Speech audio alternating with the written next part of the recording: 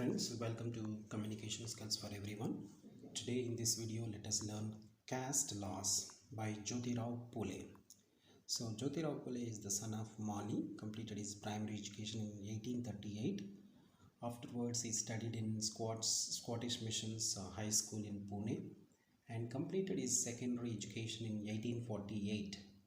By this time, his father Govind Rao had become a successful building contractor. The family business gave him enough financial support, and later he decided not to accept a job under the British government. Caste law is an extract from the preface to the book Slavery, published in 1873.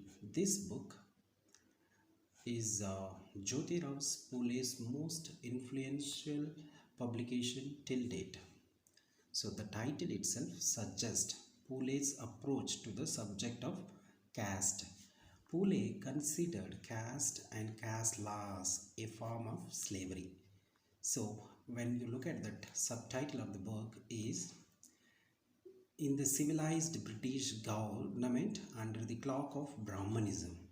Further, the page of dedication in the original book is dedicated to the good people of the United States as token of admiration for their sublime, disinterested and self-sacrificing devotion in the cause of Negro slavery, and with an earnest desire that my countrymen may take their noble example as their guide in the emancipation of their Sudra brethren from the trammels of Brahmin thraldom. So the subtitle and the dedication make two very important points. One, Phule considered caste as a form of slavery perpetrated by the Brahmins, and that is flourished even under the British government despite its claim to a civilized government. Second, the emancipation of the Sudras and Atisudra can only come about by a social movement and by the people themselves. Consequently, there was a need to awaken the people against the social domination of the Brahmins.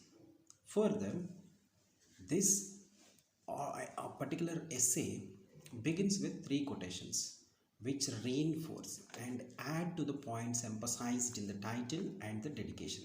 The first quotation from Homer emphasizes the dehumanizing aspect of slavery. Nothing can be worse than slavery because it robs a man of his virtue and dignity.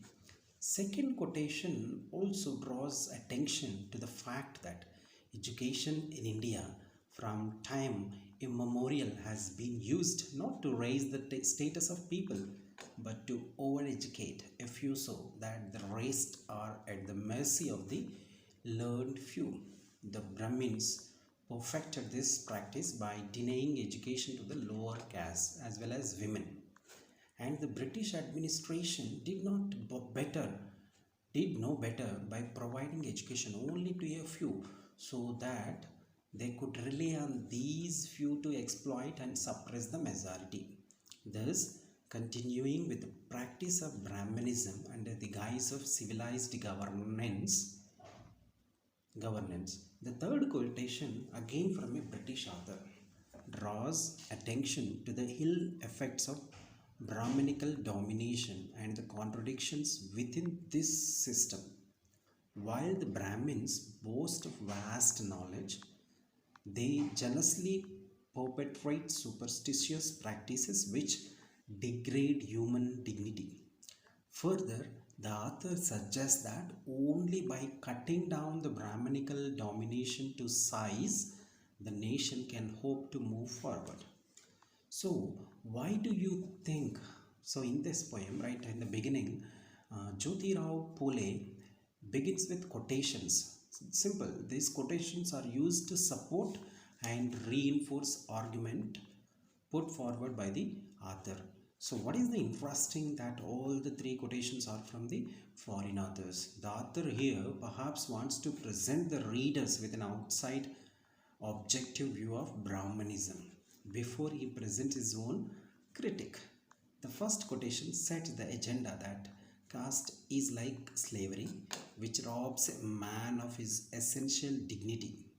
The next two quotations set to the tone and tenor of the critique, which is sharp and pointed. It holds Brahmanism responsible for the rest of development and suggests that by getting rid of Brahmanism, progress for the common man can be ensured. Phule's caste laws may be split up into three parts.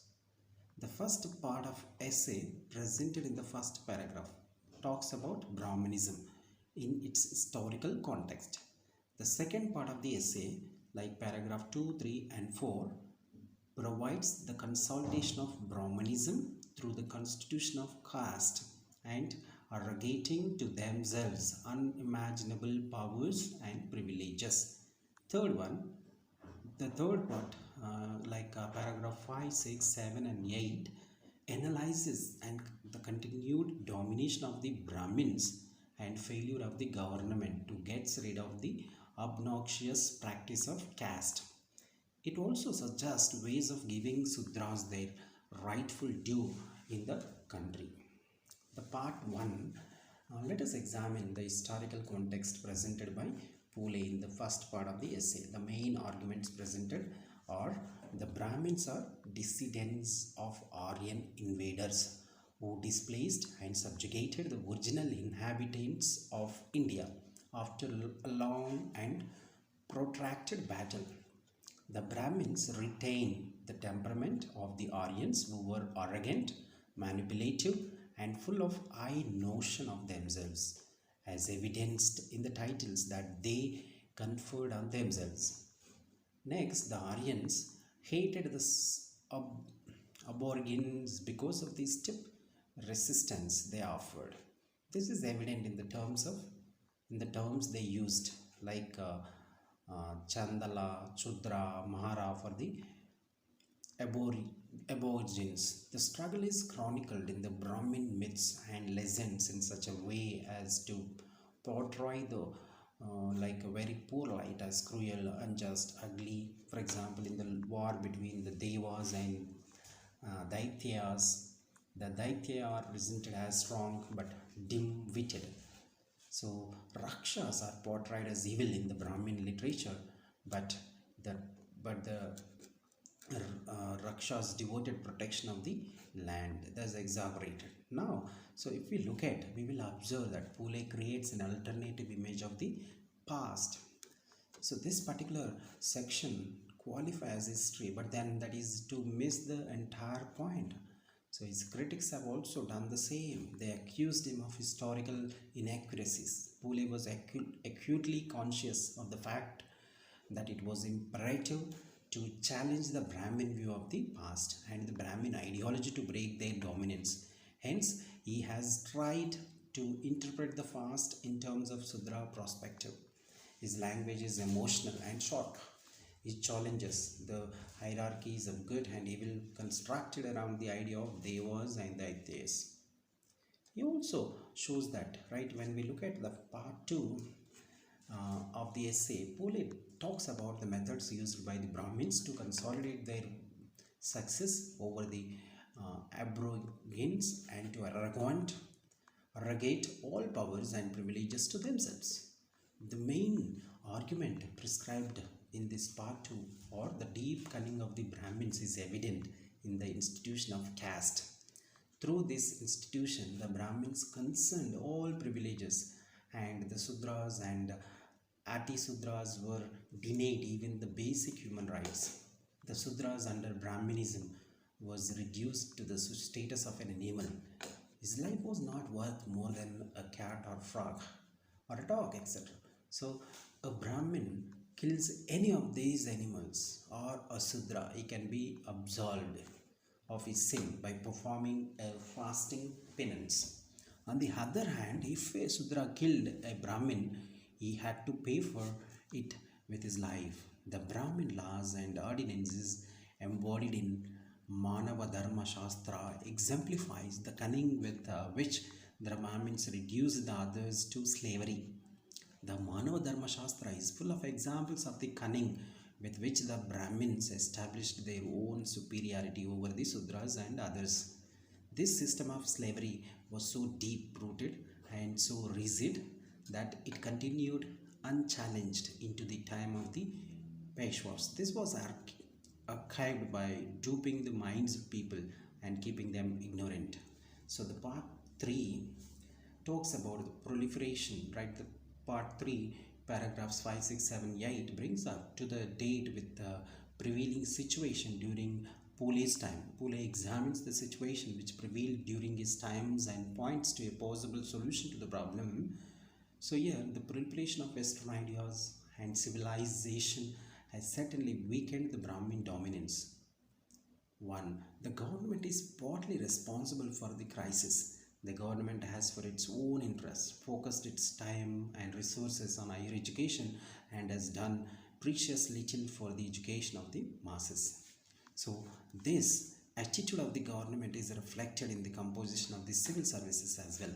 All the higher offices in the government have become the monopoly of the Brahmins. The welfare of the riot is only possible if this monopoly is broken and the government allowed a fair representation to the other castes in the civil services. The fourth point, however, it is important to ensure that the riot has a fair chance by making good education available to the common masses. The government must pay more attention to the education of masses because higher education can take care of itself. So it will be easy to create a body of men from the common masses, trained and well qualified and with better morals and manners to the government. Finally, it is the duty of every Sudra who has had the benefit of education to work for the upliftment of his fellow Sudras. They should endeavor to present the true picture of the status of Sudras before the government and attempt to emancipate themselves from the dominance of the Brahmins. There should be schools in every village for the Sudras manned by Sudra teachers and not Brahmins. It is only by emancipating the Sudra that the country can hope to progress and prosper because Sudras are the life and sinews of the country. So when we look at that essay, Caste Laws, as you know, is taken from the preface to his book Gulamgiri, Slavery. The essay is intended to make people aware of the deliberating effect of the caste system on society. This book was meant to raise awareness among as the masses and galvanize them to work against the continued existence of caste laws. Consequently, the tone and tenor of the essay is charged and impassioned. A rational style was not appropriate for its purposes. A high-pitched style, as we find in this particular essay, often works well to galvanize people to action. The second thing that Pule needed was a powerful image to bring out the suffering of the people under the caste system. Hence, he compares the caste system to slavery. Slavery, as we all aware, is an exemplary inhuman system. As slavery is stripped of all dignity and humanity by equating slavery with the suffering of the Sudras. Pule sends out a very powerful message. At the same time, Pule was aware that it was much more difficult to free people of mental slavery than physical slavery. The Sudras were kept ignorant by denying them education. They had come to believe what was told to them by the Brahmins, and the Brahmins predictably told them of a divine system which had ordained that the Brahmins were God's favorites and that the Sudra's duty was to serve the Brahmins. Such a system of beliefs could only be countered by providing an alternative picture of the past. Thus, Pule writes an alternative account of the past and tries to overturn the Daitya hierarchy. He attempts to show that neither the Brahmins were Devas nor the Sudras were Daityas. He attempts to prove that these Brahmin stories are not only far-fetched but also a proof of their cunning. The Brahmin managed to convince the Sudras that he was inferior because the Sudra was uneducated. Hence, it is only through education the Shudra can see through the cunning of the Brahmins. But the Sudra must not be educated by the Brahmins, because the Brahmins have not been inclined to discard the notions of their own superiority. The Sudras must be taught by the Sudras so that he is able to recognize himself as an equal of the Brahmin. So, however, this is only possible if the government changed its attitude towards the education of the masses. Instead of spending time and resources on higher education which benefits the Brahmins, the government must spend time and resources on the education of the masses. If the masses are educated, then society will be free of the repugnant caste laws, and there will be more harmony and peace in society. It is only then that the country can hope to progress and prosper. This is the summary of caste laws by Jyoti rao Phule. Thank you for watching. Subscribe Communication Skills for Everyone for more academic and educational videos.